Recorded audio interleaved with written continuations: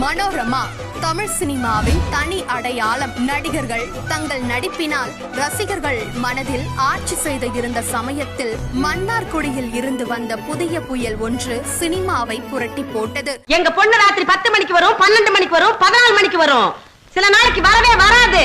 அது எங்க பொம்மநாட்டிங்க சுதந்திரம். தமிழ் திரைப்பட ரசிகர்களால் ஆட்சி என அன்போடு அழைக்கப்படும் மனோரமா மன்னார்குடியில் 1937 ஆண்டு மே மாதம் 26 பிறந்தார். இந்திய திரைப்பட துறையில் மாபெரும் சாதனை படைத்த மனோரமா தமிழ் திரையுலகம் தந்த முதல்வர்கள் அறிஞர் அண்ணா, கலைஞர் கருணாநிதி, புரட்சி தலைவர் எம்ஜிஆர், ஜெயலலிதா மற்றும் ஆந்திர மாநில முதல்வர் NTR என 5 நடித்த பெருமைக்குரியவராவார். ஏன் டப்பா உங்க தாடத்தை பாக்குறதுக்கு 4 பேர் இல்லாம போயிருவாங்களா? அவங்களுக்கு கைதட்ட 10 சனம் இருந்தாங்கன்னா எனக்கு கைதட்ட 4 சனம் இல்லாமயா போயிருவாங்க?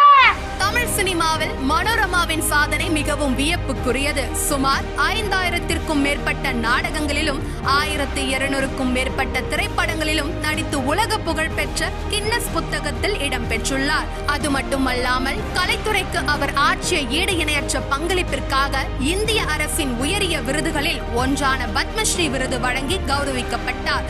மேலும் தமிழக அரசின் கலைமாமணி விருது, புதிய பாதை திரைப்படத்திற்காக சிறந்த துணை நடிகைக்கான தேசிய விருது, மலேசிய அரசிடம் இருந்து தத்தோ சாமுவேல் சரித்திர நாயகி விருது, கேரள அரசின் கலாசாகர் விருது, சினிமா எக்ஸ்பிரஸ் விருது, சிறந்த குணச்சித்திரை நடிகைக்காக அண்ணா விருது, NSK விருது, MGR விருது, ஜெயலலிதா விருது மற்றும் பலமுறை பிலிம்பேர் விருதுகள் என பல விருதுகளை வென்று சாதனை படைத்துள்ளார். நாடக நடிகையாக தன்னுடைய வாழ்க்கையை தொடங்கி தமிழ் சினிமாவில் நகைச்சுவை மற்றும் குணச்சித்திரம் என பல்வேறு கதாபாத்திரங்களை ஏற்று சுமார் 1200க்கும் மேற்பட்ட திரைப்படங்களில் நடித்து திரைப்படத்துறை வரலாற்றில் மாபெரும் சாதனை படைத்த ஆட்சி இன்றும் ரசிகர்கள் மனதில் வாழ்ந்து கொண்டுதான் இருக்கிறார்.